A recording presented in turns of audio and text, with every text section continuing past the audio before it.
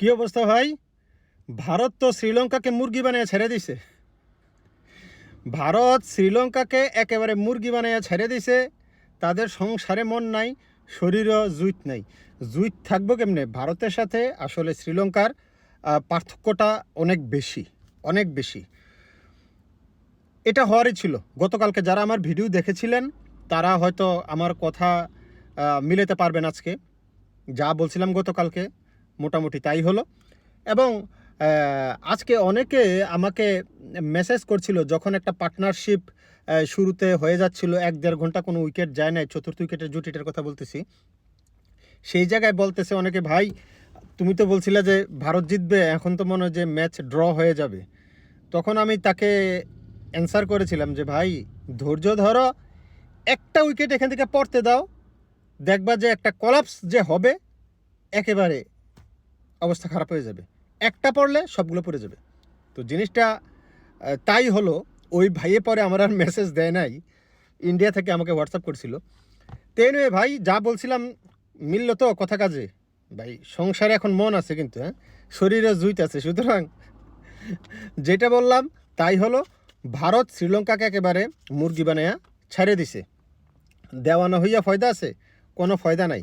দেখেন, ভারত যেটা করছে সেটা প্রথম ইনিংসে ওরা অনেক বেশি রান করে ফেলছে।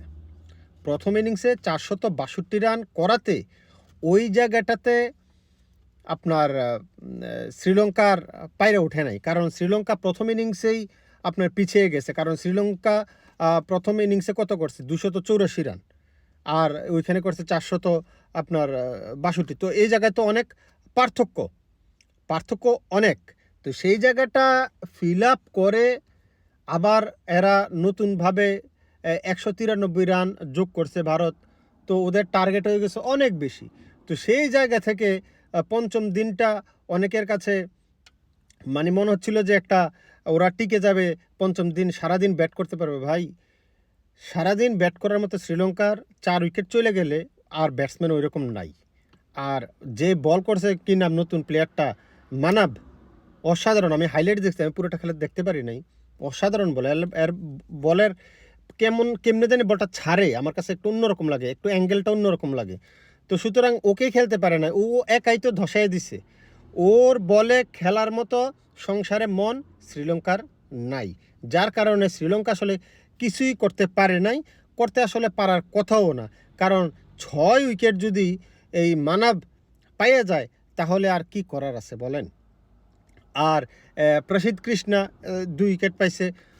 তো সেই জায়গাটাতে আমি বলবো ভারতের প্রথম ইনিংসটাই সবচাইতে প্রাধান্য গড়ে দিছে এখানে। আর পাডিক্যাল প্রথম ইনিংসে সেঞ্চুরি করলো, তারপরে দ্বিতীয় ইনিংসেও ভালো রান করলো। কত 44 রান সম্ভবত সেকেন্ড ইনিংসে করছে, প্রথম ইনিংসে করছিল 167 সম্ভবত। আর ঋষভ পান্থ সেকেন্ড ইনিংসে একটা অসাধারণ ইনিংস কিন্তু খেলছে। সেকেন্ড ইনিংসে ঋষভ পান্থ একটা অসাধারণ ইনিংস খেলছে। কত 66 রান মনে হয় সম্ভবত করছিল। তো সেই জায়গাটাতে অনেক গুরুত্বপূর্ণ একটা মানে রান কিন্তু ঋষভ পান্থ অ্যাড করছে। যদিও 193-এ এরা অল আউট হয়ে গেছে, অল আউট না হইলেও এরা এই 200 রানের ভিতরেই এরা ডিক্লেয়ার করে দিত ইন্ডিয়া। কারণ আর তো দরকার নাই, কারণ ওদেরকে তো অল আউট করতে হবে, সেই চিন্তা তো তোর মাথায় রাখতে হবে। তো সেই চিন্তা মাথায় রেখে রানের পরিমাণ সব কিছু মিলিয়ে দেখলাম যে ভালো করছে। জেসওয়াল কিছুটা অফ ফর্মে আছে, আমার কাছে মনে হয় যে আসলে অফ ফর্ম বলা ঠিক না। একটা দুইটা ম্যাচে খারাপ করলে একটা ব্যাটসম্যানকে অফ ফর্ম বলা ঠিক না। মিনিমাম 5-6টা ম্যাচে খারাপ করলে তাকে অফ ফর্ম বলা যায়। প্রথম ইনিংসে সে কত 32 রান করেছিল, সেকেন্ড ইনিংসে রানে করতে পারে নাই। কে এল রাহুল বরাবর ভালো করছে, 88 রান করেছিল প্রথম ইনিংসে। তো সেই জায়গায় আমি বলবো যে কে এল রাহুল ভালো টাচেই আছে। তারপরে গিল সম্ভবত ভালো একটা ফর্মে নাই। গিলের মোটামুটি খারাপ বলা যায় না, তবে এরা ফিরে আসবে, কামব্যাক করবে যে কোনো সময়, এটা আমার কাছে মনে হয়। কারণ অল্প সময়ে কাউকে বিচার করতে নাই। 2-3টা ম্যাচ খারাপ করলে তাকে আসলে বলা যায় না, বলা উচিত না আর কি, যে অফ ফর্মে চলে গেছে। জুরেল ভালো, প্রথম ইনিংসে 50 দেখা পেয়েছিল। জাদেজা মোটামুটি অ্যাভারেজ, তবে বোলিংয়ে আরেকটু আমার কাছে মনে হয় যে অবদান রাখতে পারতো জাদেজা। কুলদীপ উইকেট পাচ্ছে না খুব বেশি, এটা একটা আমার টেনশনের বিষয়, কারণ কুলদীপের বল আমার ভালো লাগে। কুলদীপ আমার অনেক একটা ফেভারিট প্লেয়ার, একটু কিছু উইকেট টুইকেট পাইলে একটু খুশি হই আর কি আমি। Siraj average performance. আর যেটা বলছিলাম জুরেল ঠিক আছে। ঋষভ পান্ত সেকেন্ড ইনিংসে ভালো, প্রথম ইনিংসেও কত করছিল 39 রান করছিল, সেকেন্ড ইনিংসে 66 রান করছে। সব কিছু মিলিয়ে আমার কাছে মনে হয় যে ভারতের এই দলটা নতুন পুরনে একটা মিশেল হয়েছে, তো মিক্সড হয়েছে, তো এদেরকে কিছুদিন খেলতে যদি দেওয়া হয়, মানে চেঞ্জ খুব বেশি না করে, তাহলে দলটা ভালো করবে। ভালো তো করলোই শ্রীলঙ্কার সাথে, মানে ইংল্যান্ড, অস্ট্রেলিয়া এদের সাথেও ভালো করবে। এই দলটাকে রাখা উচিত, বারবার চেঞ্জ করলে আসলে খুব বেশি ফয়দা হবে না।